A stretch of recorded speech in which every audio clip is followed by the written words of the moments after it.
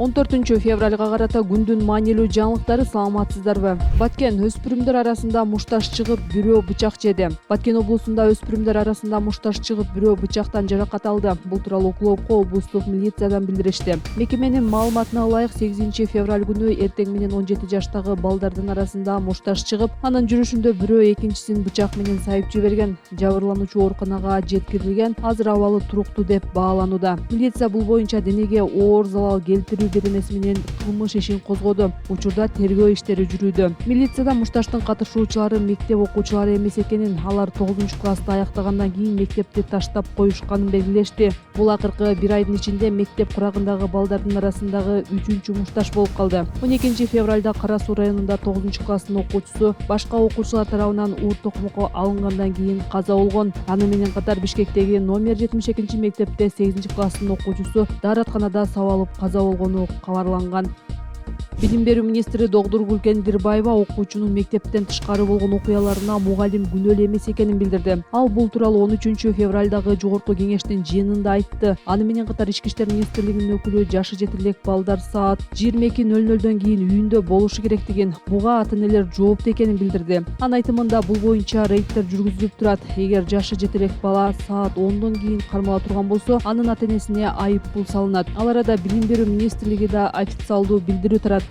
Акыркы болуп жаткан окуяларга биз дароо реакция кылып, райондук билим берүү бөлүмдөрүнө, жергиликтүү бийликтерге кылмыштуулуктун алдын алуу боюнча иш-чараларды күчөтүү жөнүндө тиешелүү каттар жөнөтүлгөн болчу. Жыл башынан бери катталган 3 факты Ысык Ата районунда, Бишкекте, Кара Сууда балдардын өлүмү боюнча Ички иштер министрлиги тарабынан кылмыш иштери козголду. Ал эми Билим берүү министрлиги тарабынан болсо, ар бир иш дыкаттык менен каралып, атайын кызматтык териштирүүлөр жүргүзүлүп жатат деп айтылат маалыматта.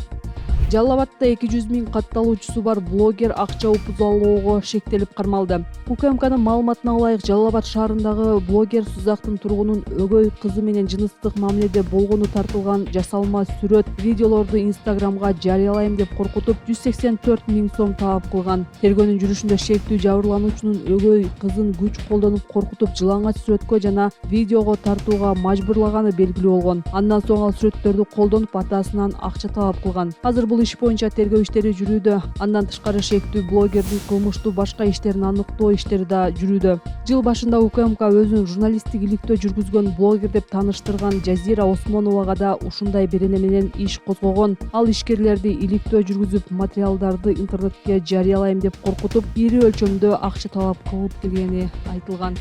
Фейсбуктагы билдирүүсү үчүн кармалган Мирланбек Маратбек уулу акталды. 14 февралда Кант шаардык соту активист Мирланбек Маратбек уулун экстремисттик материалдарды даярдоо, таратуу беренеси боюнча күнөөсүз деп таап, толук актады. Бул тууралуу ал Азаттыкка берген маегинде билдирди. Маратбек уулу былтыр 15 августта кармалган. Ал сот үйүндө бийликти сындаган билдирүүлөрдү жарыялаган деп айыпталган. Каракол шаардык милициясы анын Чүй облусундагы үйүн тинтип, өзүн экстремисттик материалдарды жайылтууга шектеп кармаган. Анда Маратбек уулу болсо мыйзам бузбаганын жана анын үйүндө тыюу салынган материалдар жок экенин айткан. Ал эми Маратбек уулунун акталганы тууралуу расмий органдар комментарий бере элек. Мирланбек Маратбек уулу активист катары белгилүү. Ал уран казууга каршы чыккан. Андан тышкары сот үйүндө бийликтин аракеттерин сындаган билдирүүлөрдү жасап келген.